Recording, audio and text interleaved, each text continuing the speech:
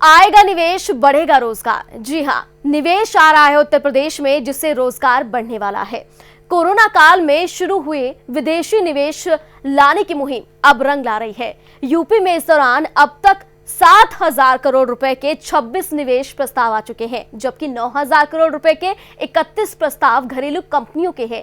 इन सब ने यूपी में निवेश की इच्छा जाहिर की है। जर्मनी, जापान, यूके और दक्षिण कोरिया की कंपनियां अपने प्रस्ताव को लेकर गंभीर हैं और यूपी के संपर्क में हैं। तो इससे अब निवेश आएगा तो रोजगार को बढ़ावा मिलेगा।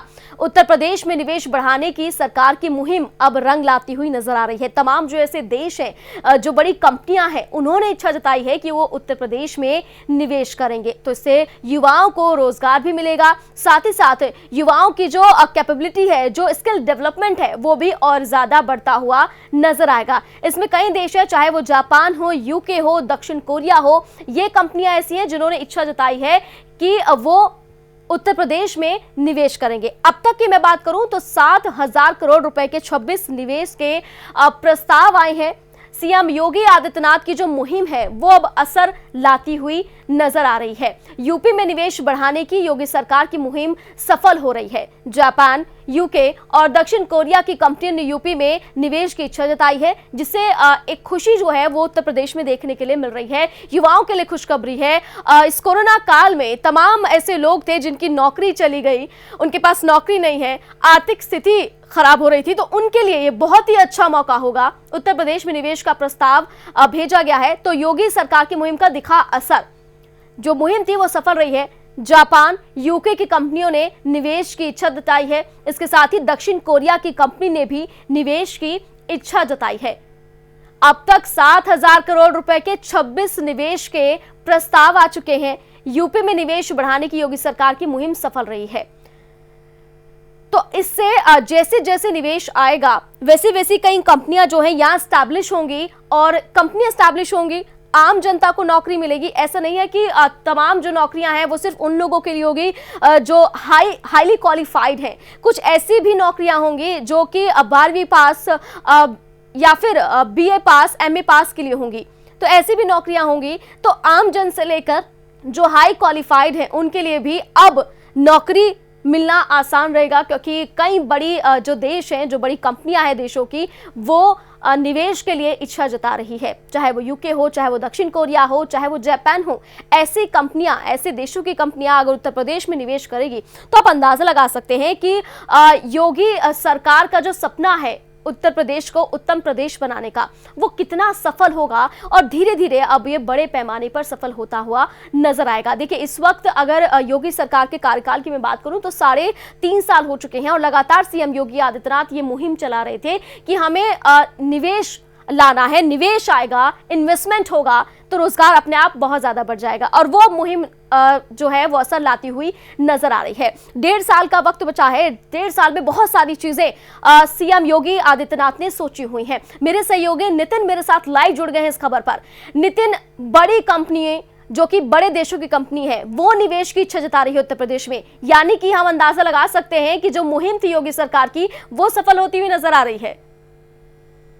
देखिए काजोल, उत्तर प्रदेश में अगर देखा जाए तो बेरोजगारी की जो दर है वो लगातार बढ़ती जा रही है। ऐसे में अगर सरकार की तरफ से ये अहम पहल की जा रही है या फिर दूसरे देशों की जो निवेश कंपनियां हैं वो उत्तर प्रदेश में आकर निवेश करेंगे, तो जाहिर सी बात है जिससे जो आर्थिक ढांचा है वो भी मजबूत होगा और उत्तर प्रदेश में जो नौजवान है, जो बेरोजगार है, उसे भी उत्तर प्रदेश में रोजगार मिलेगा।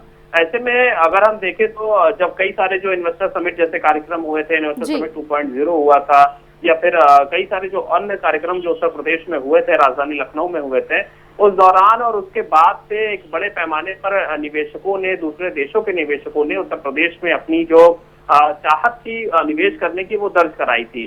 जून के महीने में जापान की तरफ से अगर हम बताएं तो आपको उनका जो उद्यमी समूह है, ऑर्गेनाइजेशन फॉर इंडस्ट्रियल, स्पिरिचुअल और कल्चरल एडवांसमेंट इंटरनेशनल, ने उत्तर प्रदेश में MSME सेक्टर को बढ़ावा देने के लिए प्रदेश सरकार को प्रस्ताव भी भेजा था, जिस पर कहीं ना कहीं प्रदेश सरकार ने भी सहमति जताई थी। और बताया जा रहा है कि नवंबर के महीने में इनका जो एक दल है वो राजधानी या फिर उत्तर प्रदेश में आकर मुख्यमंत्री से मुलाकात करेगा और इस विभाग के जितने भी संबंधित नेता मंत्री हैं, जितने अधिकारी हैं, उनसे मुलाकात करके ये संभावनाएं जो उन्होंने तलाशी है निवेश करने की, उसके बारे में, उसकी स्थिति के बारे में जानने की कोशिश करी जाएगी।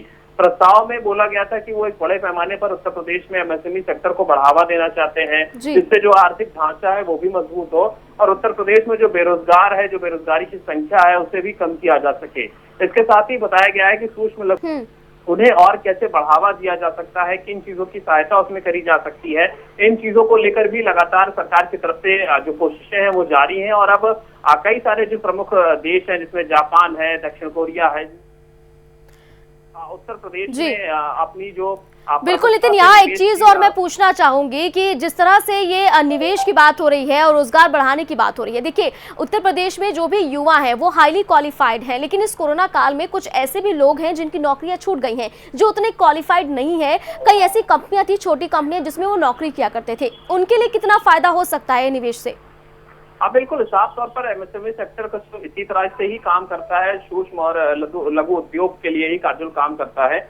और बताया जा रहा है कि जो दूसरे राज्यों में जो उत्तर प्रदेश के जो नौजवान छात्र थे या फिर जो युवा थे, जो दूसरे राज्यों में नौकरी तलाश रहे थे या नौकरी कर रहे थे, वो जब उत्तर प्रदेश में आएंगे तो क्या उनकी फील्ड से जुड़ा हुआ वर्क उन्हें मिलेगा या नहीं मिलेगा। तो साफ तौर पर जो निवेशक हैं, जो उत्तर प्रदेश में निवेश करना चाहते हैं, उन्होंने साफ तौर पर अगर बताया जाए तो food processing, warehousing, logistic park और इलेक्ट्रॉनिक यूनिट में अपनी जो रुचि है वो दर्ज कराई है। तो जाहिर सी बात है, जो टेक्निकल एजुकेशन है या फिर फूड प्रोसेसिंग से जुड़ा हुआ जो भी काम है, और जो ये युवा दूसरे राज्यों में काम कर रहे थे इस विधा से जुड़े हुए, वो उत्तर प्रदेश में कर सकते हैं अगर निवेश बढ़ता है तो।